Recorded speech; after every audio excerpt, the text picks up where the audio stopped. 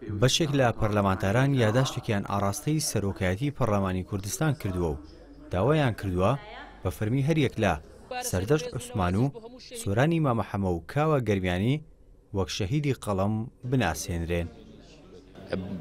شەهید بوونیان بە شێوەیەکی فەرمی لەلایەن دام و دەستگا فەرمیەکانی هەرێمی کوردستانەوە پێ ببەخشرێکە ئەمە ئاوردانەوەیەکە و دان پێدانانێکی گەورەشە کە ئامانج و مەبەستی ئەوان ئامانج و مەبەستێکی پیرۆز و باڵا بووە.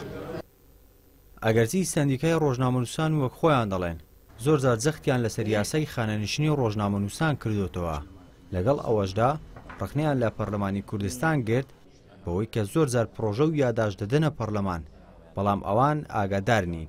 لای خۆشیەوە نەقیبی سەندیکای ڕۆژنامەنووسانی کوردستان ڕایگەیان ئەو کەسانە شەهیدی دەستی کەسانێکن کە دژی ئازادین.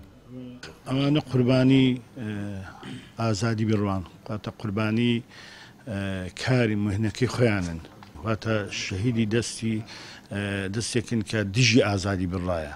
من بە هەموو هێزمانەوە دەگەڵەوە داین کە هەموو گەرانتیەکانی وان بکە وەکو خانەنشینی بێ یاموچایان ببڕێتەوە و داچکە ئێمە لە راپۆرتەکەشمانە گوتومان نزاش کەش داوا دەکەین لە کوردستان بشوێت شەفاف ئەم دادگانە یەکلا بکرێنەوە و بڕیاری سەریح هەبێن.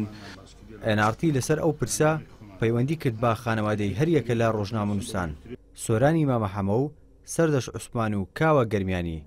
خانەوادەکانیان ڕایان گەیان هەرچەندە تا ئێستا دادگا نەیتوانیوە بکوژانی کوڕەکانیان سزا بدات، بەڵام ئەمە بە هەنگاوێکی باش دادەنێن. لای خۆشیەوە وەزارەتی شەهیدان و ئەنفالکراوانی هەرێم ڕایگەیان هەر فەرمانێک لەسەر ئەو ڕۆژنامەنووسانە بۆ ئەوان بچێت وەک شەهید مامەڵەیان لەگەڵدا دەکەن. دیارە پەرلەمان پرۆژه یاسایەکی هەیە گەڵاڵی دەکەوتن، هەر پرۆژه یاسایەک لە پەرلەمان دەربچیتن بێگومان حکومەت جێبەجێ دەکەوتن. وەزارەتی کاروباری شەهیدان بە پێی ڕێوشێن و ڕێکارە یاساییەکان کە لە پەرلەمانەوە بۆمان دێتن ئێمە جێبەجێ دەکەن. ژمارەیەک لە ڕۆشنبیران و ڕۆژنامەنووسانی هەرێم دەڵێن پێویست بوو لایەنە پەیوەندیدارەکان بکوژانی یەکەم ڕۆژنامەنووسیان سزا بدایە تا بووایەتە ڕێگر لە بەردەم ئەوانی تردا. ڕێبوار کاکەی NRT هەولێر.